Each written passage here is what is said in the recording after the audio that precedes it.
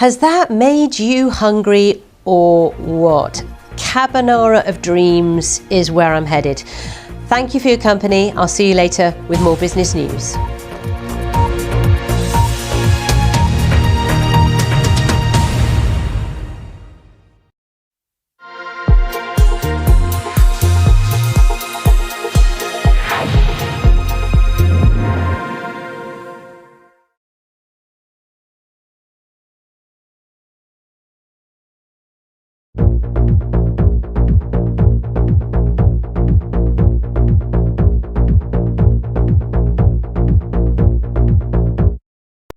As extreme weather conditions intensify, wildfires have been breaking out across the globe. These are some of the worst wildfires this area has seen for many years. For people in the area now, there is a lot of concern about how far and how fast the flames may move. But the wildfire risk, despite the devastation in Lahaina, is far from over. See the headlines as they happen with breaking news alerts in the app and get the full story with bbc.com/news. Follow the story for all the latest with BBC News.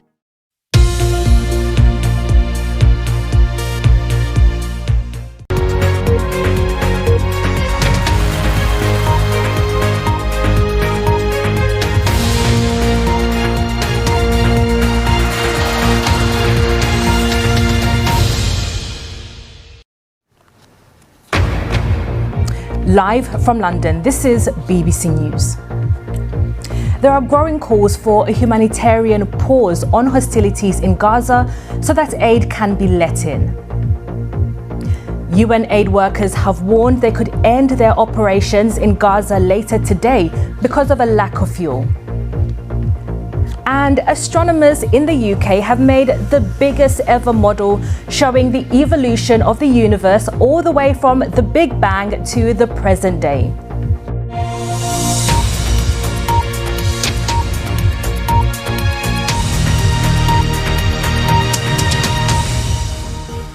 Hello, I'm Catherine Byaruhanga. There are growing calls for a humanitarian pause in the fighting between Israel and Hamas so that adequate aid can be let into Gaza. Israel has allowed food and water and medicine into the territory, but isn't allowing fuel supplies over fears they'll end up in the hands of Hamas. The US Secretary of State, Antony Blinken, has proposed a temporary lull in hostilities.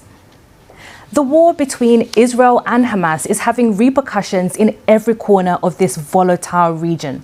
Our Middle East correspondent, Yolande Nell, reports. That's our correspondent in Gaza, Rushdie Abdulalouf. Around the world and across the UK, this is BBC News. Let's look at some other stories making news. China says the Defense Minister Li Shangfu has been sacked 2 months after he disappeared from public view. He's the second minister to be abruptly removed after the foreign minister was replaced in July. Both have also been sacked as state councillors, similar to a senior cabinet position. One person has died and 4 others are missing after a British cargo ship sank in the North Sea. Divers have been investigating whether 4 others are sheltering inside the ship on the sea floor, though searches had to be suspended because of difficult conditions. Tributes have been paid to the chairman of Everton Football Club, Bill Kenwright, who has died aged 78. The club said in a statement they had lost a leader, a friend, and an inspiration.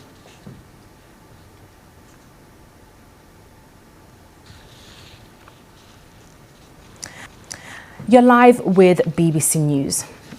More now on our top story, and let's go live to Shayna Lowe from the Norwegian Refugee Council, who joins me from Jerusalem. And Shayna, you're there monitoring the situation that's happening in Gaza. You have colleagues who are working in the enclave. What are they telling you about the situation there? I'm sorry to interrupt you there, Shane. I'm really sorry. We're just coming to the end of the program now, and just let viewers know that we will have more on this situation, and we'll be speaking to other aid workers through the day about this situation there in Gaza and the unfolding humanitarian crisis. You're watching BBC News. Stay with us.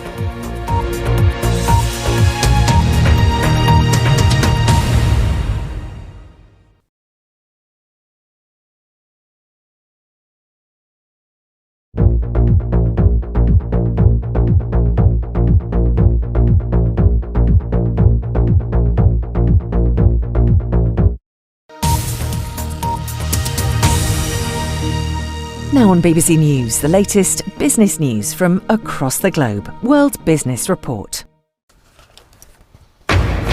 Live from London, this is BBC News. Stuck in the cloud, investors vote on arch rivals in the tech sector as Microsoft and Alphabet reveal their latest results. We'll get an expert view. Meta sued by dozens of US states who argue Instagram is contributing to a youth mental health crisis. And the US tells Nvidia to take its chips off the table as Washington bans the company from exporting some of its products to China.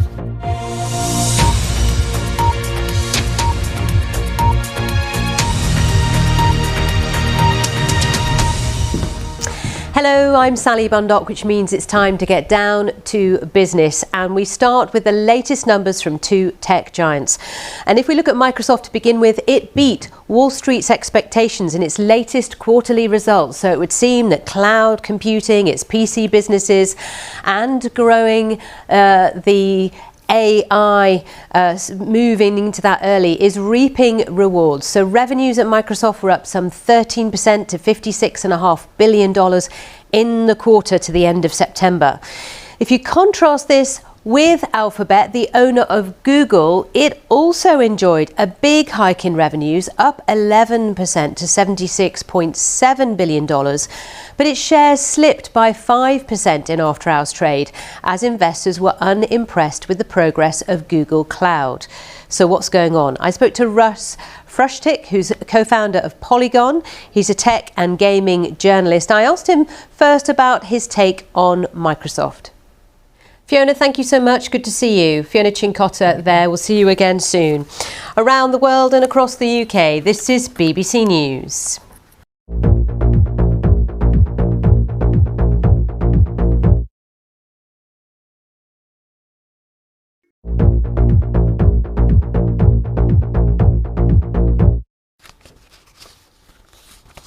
Hello again, you're live with BBC News. We're looking at the top business stories, and the European Commission President Ursula von der Leyen is today hosting the global leaders at EU's first Global Gateway Forum. It was launched 2 years ago. The Global Gateway is contributing to the development of emerging markets and developing countries, in particular in the fields of digital technology, energy and environment. Carbonara of dreams. It sounds fabulous, doesn't it? Everyone in the newsroom today, this morning, is just craving pasta now. And let's quickly look at financial markets so you have a sense of what's been happening today. In Japan, we had the flotation of a new tech company, a chip company, which was a storming success today. We must mention for China, the developer country Garden has been deemed in default on a US dollar bond for the first time, according to reports from Bloomberg News. That's been coming through in this last hour. Hong Kong, though, up over 1%. That is all from me. Thank you for your company. I'll see you again tomorrow.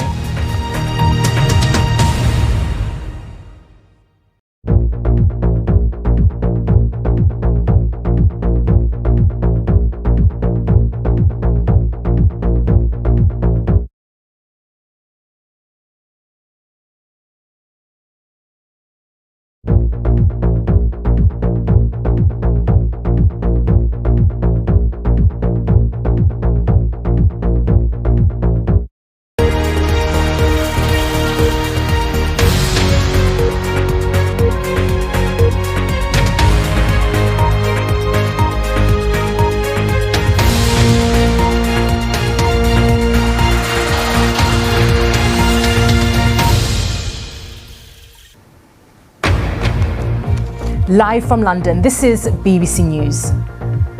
There are growing calls for a humanitarian pause on hostilities in Gaza so that aid can be let in.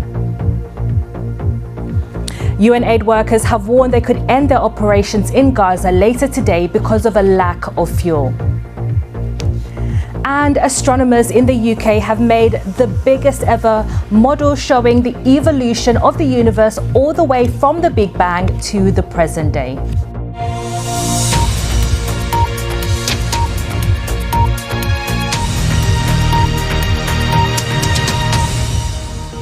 Hello, I'm Byaruhanga.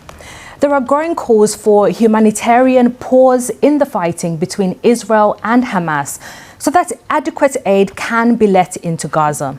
Israel has allowed food, water and medicine into the territory, but isn't allowing fuel supplies over fears they'll end up in the hands of Hamas.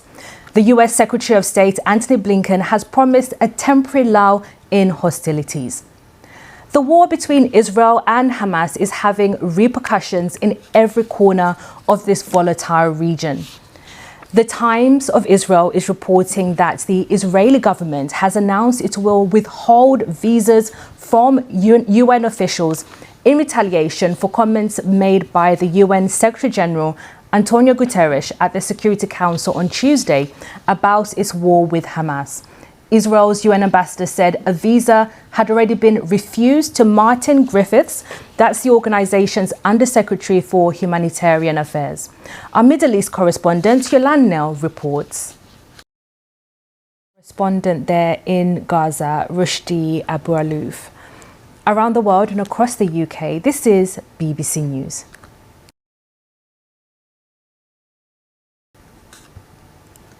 You're live with BBC News. Let's return to our coverage of the Israel-Gaza war and the latest developments overnight. Let's go live now to our Middle East correspondent, Tom Bateman, who's in southern Israel. And Tom, bombardments from Israel into Gaza continued overnight. That's our North America correspondent, Nomia Iqbal. Stay with us here on BBC News, where we will have continued coverage of our top story. That's the ongoing war between Israel and Gaza. And just to point you to the BBC website, where we have a live page where you find the latest analysis, reports from our colleagues on the ground there. You're watching BBC News.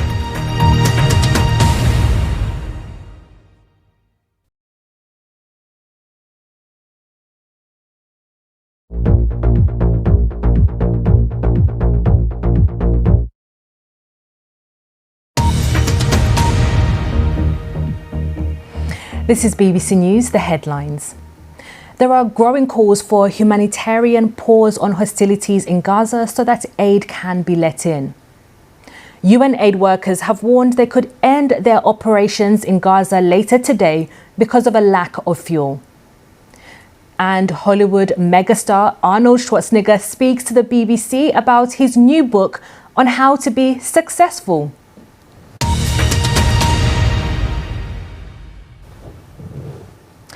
Israel has demanded the resignation of the UN Secretary General Antonio Guterres over comments in which he suggested that the October 7th Hamas attacks were provoked by the suffocating occupation of the Palestinian territories.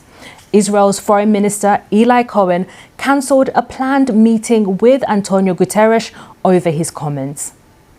Mr. Guterres said the attacks by Hamas did not happen in a vacuum. Let's have a listen to what the Secretary General said at the Security Council. That was Taylor Lawrence of The Washington Post. Around the world and across the UK, this is BBC News.